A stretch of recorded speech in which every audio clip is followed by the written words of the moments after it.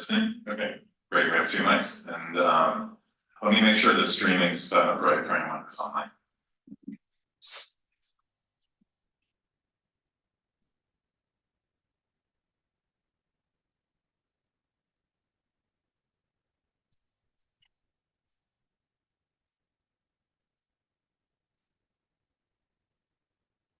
Okay.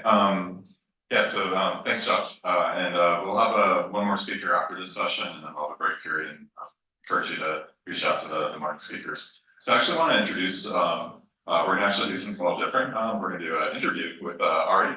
So actually come on over. And Ari, I think I met Ari first very briefly at one of the earliest AI villages. So we have actually a few of the DEF CON AI village folks here. And I think back then that might have been your Harvard days. I'm gonna say. Yeah, I was a PhD student at that time. Yeah, so it's a very kind of early days for the community. I think AI red teaming was starting to become a thing. There's this weird startup OpenAI that was starting, I guess.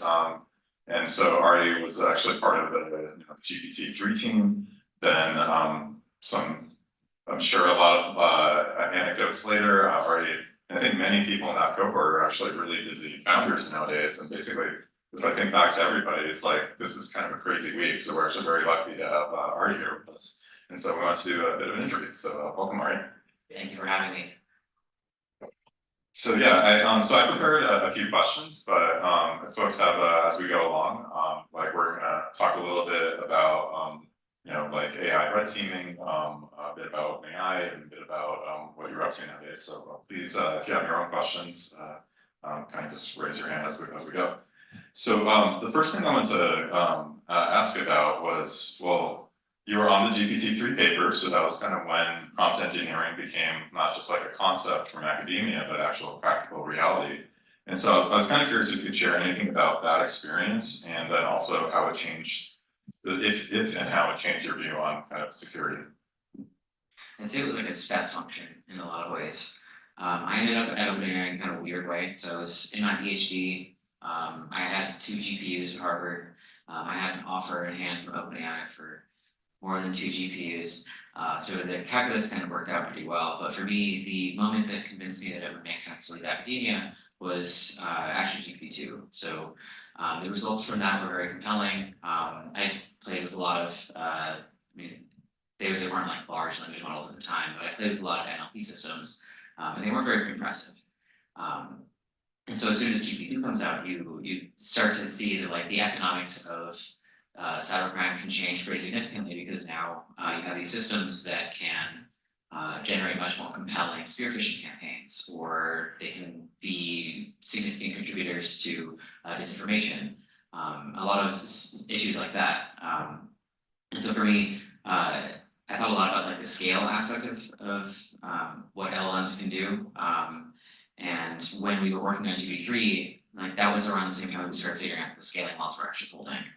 Prior to this, a lot of the research at OpenAI was around doing weird things with RL and trying to play games. And I'm sure if anybody of you guys remembered, the Dota 2 stuff, that was good, but how do you make a business out of Dota 2 bots?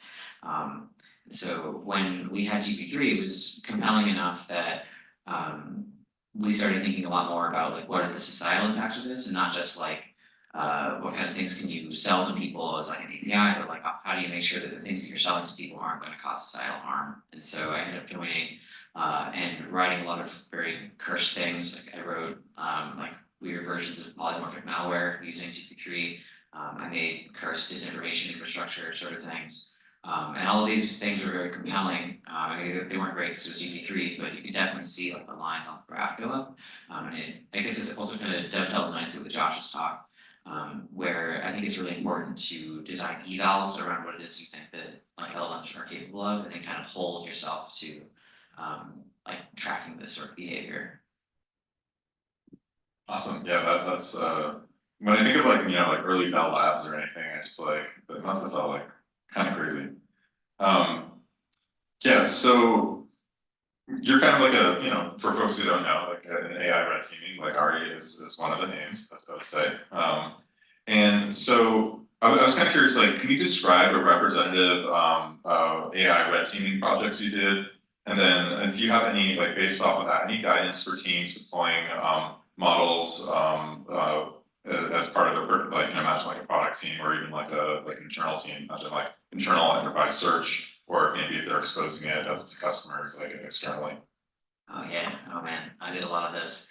I think the most interesting one is the Codex project. And it's also dovetails nicely with Josh's project. I think if you're going to do serious writing these days, like you have to think about the evals because otherwise you're just kind of shooting blind into the dark. Like you can design a lot of really interesting, compelling projects of course things that you can do with language models, but unless you can actually measure what it is that the model is doing in a atomic fashion, you're not really going to get that useful information out of it. And so that's definitely, so you do that even just like for like a team, like imagine they're deploying like Lean or like some enterprise product like that, you think they should be doing evals even then? I mean, there's a lot of open source evals now. I think it makes it a lot easier. I mean, people have been building harnesses. It's not as like early Wild West around that sort of stuff as it used to be, and so I think it's a lot easier now to like hook into these sort of systems, and you don't have to build anything from scratch now. You can actually use some stuff that people have put out there for you. Yeah, I like the whole trust but verify. We actually found a vendor who was using GPT to generate their security questionnaire answer, except for they didn't ground it on any of their internal policies. They just asked GPT to give a good answer. So trust but verify. I'm very for that. So yeah, and you know, again, we're lucky to have you. So folks who don't know, RunSybil is your latest venture. And so I was kind of curious, like. And also, I want to point out, like, we didn't make you do the hot ones challenge or anything here, so this is gonna be, so this is gonna be tricky, but no, you don't have to do like 10,000 scobles or whatever for this one, but yeah, can you, you know, what is RunSybil, and especially anything from the Gen AI perspective, like, kind of like, you know, what's kind of changing things with RunSybil? Mm. So we're trying to change the way that people do pen testing. So we're automating the labor component of it, and we built an AI agent that can run pen tests. And so we sell pen tests. They're pen test shaped. They're faster than regular pen tests. It's an agent running 24/7 instead of a human running and having to sleep. Um, that's what Sybil is. So would you directly engage with the blue team, or you'd work with like the red team shops out there, and then you'd help them kind of do their pen test better? Like I'm kind of curious when the market, or is it both? So people will buy pen tests for like two reasons. Either you care about SOC 2 and you don't care about anything else, or you do care about security and you don't have a security team, or your security team is like underwater and you just want to get some sort of sense of what your attack surface looks like. So those are like the two profiles of people that we work with. But we do also sell to pen test shops themselves because they're also I don't know if you know this, but like there's not a lot of good talent out there. And so it makes it hard for people to get access to a good pen test. Like even the best shops still do a lot of outsourcing themselves. I'm not gonna name names, but I know that there's a big, well-known shop that I think 80% of their people are attached to AWS, and then the rest of them are all like for the rest of the accounts, and so they can't, you know, staff the whole thing, and so they end up hiring a bunch of these subcontractors. And I mean, some of those subcontractors are great, but you don't usually get like a lot of quality control of a lot of this stuff either. So being able to be more transparent about what is actually happening in your test is something that can really only help consumers. Yeah, actually, like as a startup, like, you know, pen tests actually do show up on our budget, and so anything to make that more accessible is like so awesome. Um, so, and then I guess, I mean, just more broadly, like, while we have here, like, anything you wanna like share with the audience, or you want them to be thinking about, or anything you wanna share with the RunSybil community, anything? Uh, this is embarrassing, but nothing comes to mind. I think there's a lot of questions. Man. Yeah, and from the audience, I don't know if there's like anything, folks are like, has anyone been trying to do like AI red teaming, or is this like the first time folks have heard about it? Question. Okay, yeah, Summit. All right, nice to meet you. What's your general sense of how far ahead offensive teams are with this? kind of tech, right? Oh god, nobody knows what the fuck they're doing. It's really Seems like that's a good thing in some ways. I mean, it's great for me, but it's not good for the industry. But is it also a case of like we're in the dark, because there could be some very good people out there? There's Really, if we look at where GPUs are being bought in certain places. This is true, but I think being able to have access to GPUs, understanding how to train a GPT, two very different things. There's not a lot of people on the planet that know like how to use the GPUs that they would have access to. Like you can look at some groups, like for example in China, like there's a couple of like really interesting models that are coming out. Some of them are performing well, but a lot of them are not performing that well. And so clearly the answer is like you kind of have to know what you're doing in some capacity to be able to leverage these things. I also think that it's sort of a red herring to think that it's good to train your own model for this sort of stuff. I mean, we run like all the main like LLMs, but we also have our own custom models for certain things because it's just cheaper, and we also get better results on like certain benchmarks. But if we were to train our own model from scratch, I don't think that would be particularly smart because there's just better stuff out there you can kind of layer together. I think the way the industry is going is people are going to figure out how to leverage like these off-the-shelf models much more efficiently, because they've been trained on a lot more tokens than I could ever do unless I'm going to staff out like a giant team to do that for me. Any more questions? So I'm curious, are you doing mainly black box tests, or are you also doing white box or a combination of both? We're just doing black box. We've gotten requests to do like code analysis too, but that's like a whole other thing. I think anybody that works in this particular space, you have to focus on scope. And so we're focused on selling something that is the shape of a pen test because that's what customers are used to. And as we go on, then of course change that. But right now, like there's a bunch of other companies that sell like secure code sort of things. I think there's a couple other companies that are also trying to do like code analysis in like a more offensive sort of way. But that's not really our OT. Yeah, I mean, my feedback there, I started my career as a pen tester, and now I'm a stakeholder that hires pen testers. Like my opinion has always been that black box is kind of wasting their time because it's kind of like they have to go discover things that I can tell them in advance. So the way I like to do it is I point them to the places where I know there could be issues, and then I give them access to the code as well, so they don't have to waste time. So I'm thinking whether an LLM will probably take advantage of the same approach, right? Where you don't have to go through every API endpoint, every, clicking on every feature of the UI, but you can actually point to things that you believe could be, or you could use kind of like white box first to find, do maybe like, static code analysis, point to a specific, do like flow graph analysis of how you can raise that code and then try to do automated black box part, right? So, Yeah. some. Yeah, I like that. The challenge we've been running into, like to be frank, is that people aren't sure like how to trust the LLM. And so if you can give them just black box access, it's so much easier than trying to convince them that they should give code to this magic machine. You don't know where it's going. And there's a lot of questions around compliance around data that you give to LLMs that we could spend some time figuring out, but right now we're focused on making sure that we're delivering something customers like. So really got good feedback about it, so I'll run with that for now. But that's a good idea. Thanks for the great interview. And in general, the thing that I worry about when I see these products is how do you make sure that basically the model is not just going to wipe out the website or click on something that it's not supposed to click on. I'm pretty sure you already have an answer to this, but like how do you do it in practice is really something that I think is challenging. So. For now, we just hack it with rate and name. Yeah. Yeah, there's not a sexy answer, but you're 1,000% correct. Like it's for people that aren't building this as like a pen tester or maybe are thinking about building it offensively, like DDoS I think is going to become a much more big issue. So maybe buy a Cloudflare or something.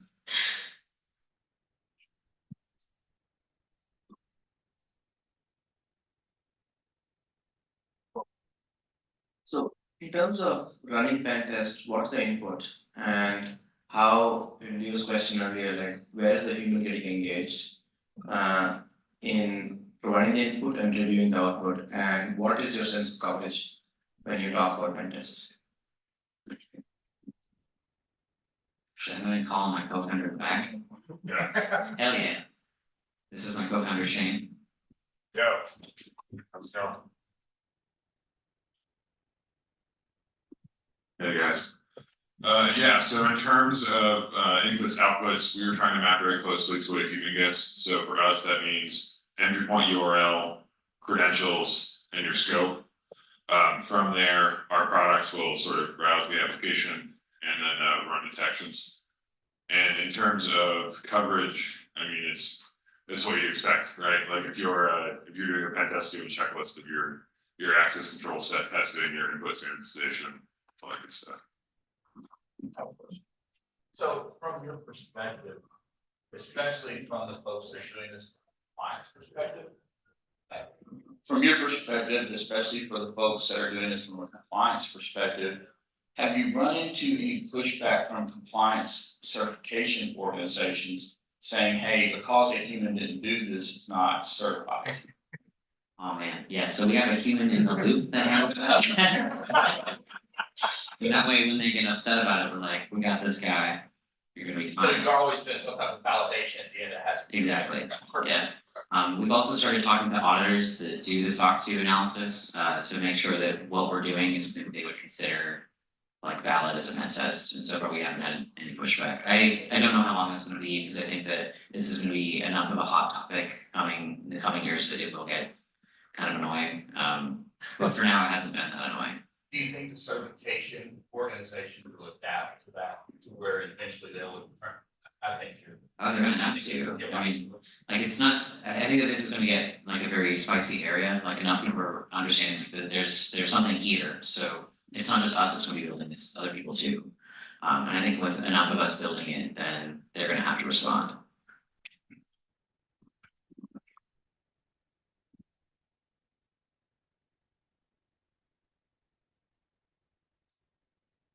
We maybe one more and we that's.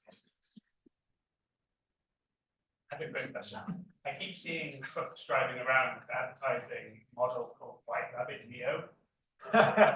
Unaffiliated. That is about. Yeah, that's not us. It also doesn't, I don't wanna roast them, like he's doing a test. You're gonna leave me? Oh man, it doesn't work as well as we would like it to for the workflows that we use it for, so that's what we'll say. There we go. That was beautiful.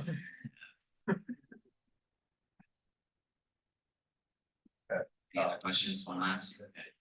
So what's your perspective on, like, you guys, the community is doing an amazing job on evils and like, putting rail guards, but I mean, the fact is like every model that has been out there has been, jailbreak, it's been, it's like, it has happened every single time, right? So like, what's your view on like, once GPT-5 comes, when Llama 4 comes, like what needs to change in order to like fix that, right? Because like, I think the right steps are, people have good intentions, but it hasn't, we haven't seen a model where that hasn't been possible, right? So what's the fix, right? Like, There isn't a fix. yeah. I mean, like, it's like human behavior, like you can't fix human behavior, there's always gonna be bad actors doing bad stuff, and so we have an entire industry focused on stopping people from doing bad things. And so I think that our industry is just going to adapt to that, where we figure out we have ways to handle humans doing bad things, we'll just adapt certain things around IDR to handle and other products to handle when models do bad things too.